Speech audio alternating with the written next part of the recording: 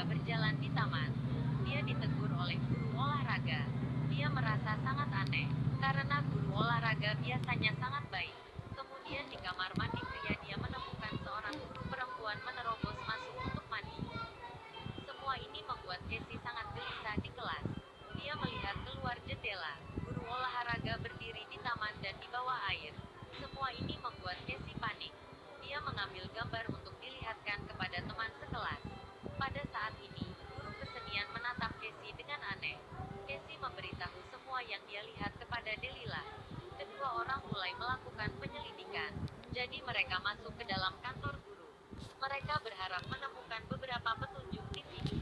Mereka tidak menemukan petunjuk yang berguna. Tapi ada bayangan guru di depan pintu. Keduanya bergegas masuk ke dalam lemari. Dari lubang pintu mereka melihat guru olahraga menekan seorang guru ke atas sofa dan berubah menjadi monster. Dengan lidahnya dia membunuh guru itu. Situasi ini membuat Delilah sangat ketakutan. Guru olahraga mendengar suara. Dia ingin melihat siapa di dalam itu. Saat membuka pintu lemari, Casey mengambil sapu dan mendorong guru olahraga. Kemudian keduanya berlari keluar kantor dan bertemu kepala sekolah. Kepala sekolah bertanya apa yang telah terjadi. Delilah baru saja mengatakan kepada kepala sekolah apa yang dilihatnya. Saat mereka melihat ke belakang, guru itu berdiri di belakangnya tanpa cedera.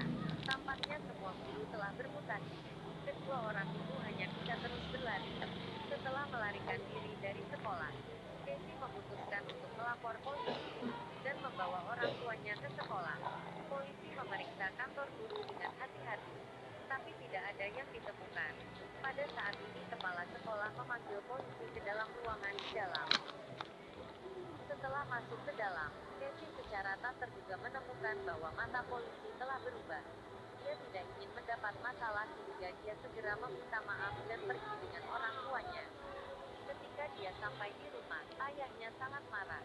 Dia kira itu alasan anaknya tidak ingin pergi ke sekolah. Keesokan harinya ia memaksa Casey kembali ke sekolah. Casey tidak ada cara lain, hanya bisa masuk ke dalam sekolah. Ketika dia sampai di sekolah, Casey menemukan hal-hal yang lebih buruk. Para guru tidak hanya minum air tanpa henti. Mereka juga menyuruh siswa mengantri di luar kantor. Seorang demi seorang masuk untuk pemeriksaan badan. Casey menduga bahwa hal-hal aneh ini ada hubungannya dengan cacing itu. Setelah berdiskusi dengan Delilah, mereka bersama beberapa teman pergi ke ruangan penelitian. Saat mereka ingin membawa cacing untuk diteliti, tiba-tiba guru biologi masuk ke ruang penelitian. Saat dia ingin menyerang salah satu teman Casey, berhasil diserang balik oleh teman Casey. Rupanya air urin bisa membunuh monster. Kemudian Casey memasukkan cacing ke dalam botol.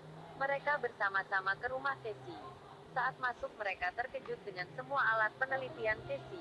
Tidak menyangka Casey adalah peneliti kimia. Untuk mengkonfirmasi tebakan mereka sendiri, mereka menemukan tikus putih kecil. Kemudian melemparkan cacing ke dalam kandang. Cacing segera masuk ke telinga tikus. Parasit masuk ke telinga tikus. Kemudian teman Casey membedah tikus putih kecil. Dari penelitian mereka mendapatkan hasil bahwa parasit dapat membelah dan menyebar.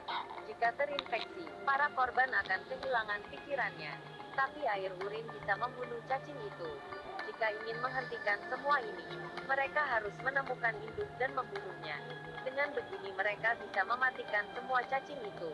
Teman Casey tiba-tiba merengek agar semua orang mengambil cairan urin untuk memastikan tidak ada yang terinfeksi. Benar saja, tidak tahu kapan Delilah sudah terinfeksi. Dia menghancurkan semua peralatan penelitian dan melarikan diri. Semua orang hanya bisa mengambil cairan urin yang tersisa untuk menemukan induk cacing. Ini adalah pertandingan sepak bola tahunan. Mereka tebak monster pasti akan muncul di sana. Benar saja, kepala sekolah ada di dalam kerumunan orang. Dia berbisik dengan guru kesenian. Semua orang menyiapkan jebakan untuk menarik perhatian kepala sekolah. Semua orang menjatuhkan kepala sekolah. Siswi pirang ini menuangkan semua air urin ke kepala sekolah. Tapi tebakan mereka salah, kepala sekolah bukan induk cacing. Mereka tidak menemukan induk dan obat penawar hanya tersisa dua. Siapakah induk cacing itu? Siswa kritik ini menebak guru olahraga. Dia mengambil satu obat penawar dan pergi mencari induk sendirian. Tak lama kemudian siswa keriting muncul di luar pintu. Dia bilang induk adalah guru olahraga, dan segera biarkan dia masuk.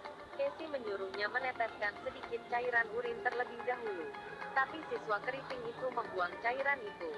Sangat jelas, siswa keriting ini juga terinfeksi. Sisanya beberapa orang terperangkap di dalam ruang gym. Dan cairan urin juga tersisa satu saja. Teman Casey bilang masih ada sedikit di dalam mobilnya. Sehingga dia dan Casey keluar dari pintu belakang. Keduanya berlari ke tempat parkir.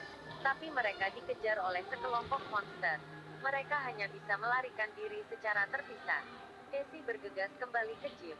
Namun setelah menutup pintu, siswi pirang sudah berubah bentuk. Ternyata dia adalah induknya. Tidak heran obat penawarnya terbuang pada kepala sekolah. Tanpa obat penawar mereka hanya bisa terus berlari. Casey berlari ke belakang kolam renang. Induk cacing juga mengikutinya. Casey segera menyalakan saklar. Induk cacing terjepit oleh tiang. Casey mengambil cairan urin terakhir dan menusuk ke mata induk cacing itu. Dia berhasil membunuh induk itu. Semuanya berhasil selamat. Para guru juga kembali normal. Casey pun menjadi pahlawan di kota itu dan berpacaran dengan Delilah. Film ini seperti Wolverine. Setiap kali teman sekelasnya menjadi manusia serigala tanpa terduga.